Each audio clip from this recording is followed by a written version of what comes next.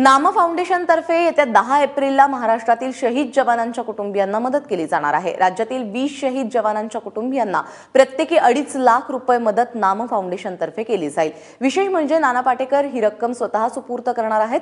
नामचे संस्थापक मकरंद अनासपुरे यांनी पुण्यामध्ये या संदर्भातली माहिती दिली। यापूर्वी नाम फाउंडेशनने मराठवाडा आणि विदर्भातील शेतकऱ्यांना मोठी आर्थिक मदत केली आहे। याशिवाय जलसंधारणाची मोठी मोहीमही हाती घेतली आहे।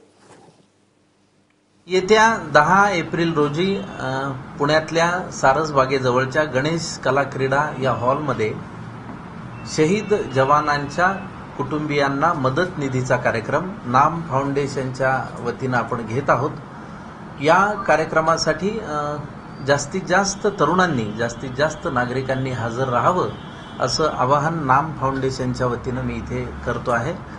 केवळ हा कार्यक्रम महाराष्ट्रामध्येच आपण घेत नाही आहोत, सुरुवात त्याची फक्त महाराष्ट्रात करत आहोत आणि त्यानंतर भारतभरातल्या शहीद जवानांच्या कुटुंबियांना मदत करण्याचा मानस नाम फाउंडेशनचा आहे।